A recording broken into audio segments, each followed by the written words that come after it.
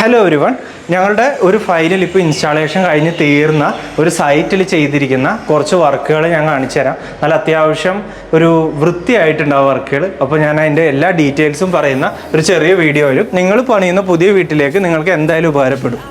ഇതൊരു ഒരു SFS ഹവേലി എന്ന് പറഞ്ഞ ഫ്ലാറ്റാണ്. എറണാകുളത്തുള്ള ഫ്ലാറ്റാണ്, വെണ്ണലയിലുള്ളത്.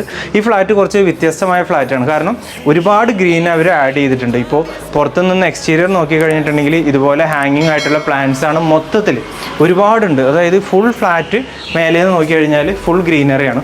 അത് കൂടാണ്ട് എല്ലാ ഫൊയറിലും അവർ ആർട്ടിഫിഷ്യൽ അല്ലാതെ നാച്ചുറൽ ആയിട്ടുള്ള പ്ലാന്റ്സ് ഒരുപാട് കൊടുത്തിട്ടുണ്ട്. കണ്ടോ, ഏരിയ കംപ്ലീറ്റ്ലി നമുക്ക് ഇവിടെ എത്തിക്കഴിയുമ്പോൾ തന്നെ ശരിക്കും ഇതൊരു കോൺക്രീറ്റ് ബിൽഡിങ് തന്നെയാണോ എന്ന് നമുക്ക് ഡൗട്ട് വരുന്ന രീതിയിൽ അത്രയും കൊടുത്തിട്ടുണ്ട്. അപ്പോൾ ഇതിന് ഞാൻ പറയാം, ഇനി നമ്മളിതിനകത്ത് ചെയ്തിരിക്കുന്ന വർക്കിലേക്ക് വരാം. അപ്പോൾ ഈ കയറി വരുമ്പോൾ തന്നെ ഇവർക്ക് ഇൻറ്റേർണൽ സ്വിങ്ങും ആടാൻ വേണ്ടിയൊക്കെ ആയിട്ടുള്ള ഏരിയയും എല്ലാം കൂടി കൊടുത്തേക്കും. ഒരു വീട്ടിലേക്ക് ഈ മെയിൻ ഡോർ തുറന്ന് കയറി വരുമ്പോൾ തന്നെ ഇതാണ് വരിക. ശേഷം അവരിവിടെ in the memory of Allah the most gracious എന്ന് പറഞ്ഞിട്ട് അവർക്ക് റിലേറ്റഡ് ആയിട്ടൊരു സാധനം ചെയ്യുന്നുണ്ട്. ഇത് നമ്മളാണ് ചെയ്തത്. നമ്മൾ അക്രിലിക്കിൽ ഇങ്ങനെ എഴുതി അവർ പറഞ്ഞ അതേ കണ്ടൻറ്റ് എഴുതിയിട്ട് ഇവിടെ പ്ലേസ് ചെയ്ത് കൊടുക്കുകയാണ് ചെയ്തത്.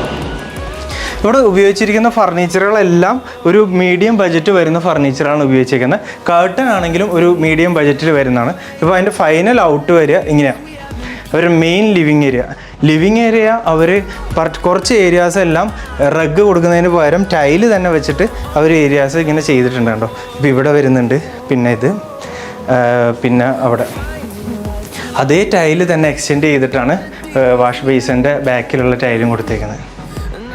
മെയിനായിട്ട് വന്നേക്കുന്നത് ഈ ഇത്തരത്തിലുള്ള ഒരു അറൗണ്ട് 4 feet അടുത്ത് വരുന്ന ഒരു ഡൈനിങ് ടേബിളാണ്. 8 സീറ്ററാണ് ആക്ച്വലി. 6 സീറ്ററും പിന്നെ 2 സിംഗിൾ സീറ്റ് വെച്ചിട്ട് ഇപ്പുറത്തായിട്ട് വിടുന്നത്. ഏകദേശം ഇങ്ങനത്തെ ഒരു ചെയർ ചെയ്യാനായിട്ട് ഒരു 10,000 റുപ്പീസിനടുത്താണ് കോസ്റ്റ് വരിക. ഇനി ഇവിടെ ഇതൊരു ഇസ്ലാമിക് ഹോം ആയതുകൊണ്ട് ഒരു ഇസ്ലാമിക് ആയിട്ടുള്ള വാൾ ഡെക്കോർ ചെയ്തിട്ടുണ്ട്. ഇത് ആയത്തുൽ കുർസിയാണ്. സ്റ്റെയിൻലെസ് സ്റ്റീലിലാണ് ചെയ്തിരിക്കുന്നത്.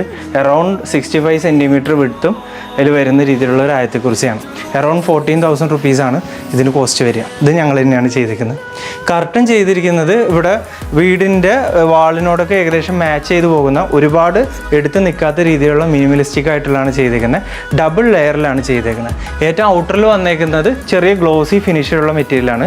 അതിൻ്റെ ട്രാക്ക് ആണെന്നുണ്ടെങ്കിൽ റിപ്പിൾ കർട്ടൻ, ഇങ്ങനെ കറക്റ്റ് വേവി ആയിട്ട് പോകുന്ന റിപ്പിൾ കർട്ടൻ കൊടുത്തിട്ടുണ്ട്. ഇൻസൈഡ് ഷിയർ ചെയ്തിരിക്കുന്നതും ഏകദേശം ഇതിൻ്റെ കളറിനോട് ബീജ് കളറിൽ തന്നെ മാച്ച് ചെയ്തിട്ടുള്ള ഇൻസൈഡ് ഷിയർ കർട്ടനെ കൊടുത്തിരിക്കുന്നത്. ഷിയർ കർട്ടൻ പ്ലീറ്റഡ് സ്റ്റൈലിലാണ് കൊടുത്തിരിക്കുന്നത്. അപ്പോൾ 2 റിപ്പിളായ ഒരുപാട് സ്പേസ് പോകും, അതുകൊണ്ടാണ് ഇങ്ങനെ ചെയ്തേക്കുന്നത്. പക്ഷേ ഇങ്ങനെയാണ് മിക്ക വീടുകളിലും ചെയ്യുന്നത്.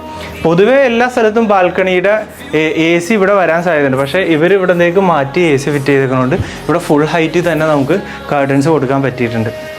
ഇനി ഇതാണ് ഇവിടെ കർട്ടൻസിൻ്റെ കാര്യത്തിലും ഫർണിച്ചറിൻ്റെ കാര്യത്തിലും വന്നിരിക്കുന്നത്. റോമൻ ബ്ലൈൻഡ്സ് ആണ് റൂമിൽ കൊടുത്തേക്കുന്നത്. ഇപ്പോൾ കർട്ടൻസ് ഇല്ലാത്ത റൂമുകളിലൊക്കെ ഇവിടെ വരികയാണെങ്കിൽ ഏകദേശം ഏതാണോ അവർ കോട്ടിന് ചെയ്തേക്കുന്നത് അതേ കളർ തീമിൽ തന്നെ കർട്ടനും റോമൻ ബ്ലൈൻഡും വന്നിട്ടുണ്ട്. അതേ സിമിലർ തീമിൽ തന്നെ വാർഡ്രോബും ചെയ്തിട്ടുണ്ട്. അപ്പോൾ ഡിഫറെൻറ്റ് ഇൻറ്റീരിയേഴ്സും പിന്നെ ഫർണിച്ചറും അങ്ങനെ ഒരുപാട് ടീമുകളും ഒന്നിച്ച് എഫേർട്ട് എടുത്ത് ചെയ്താണ്.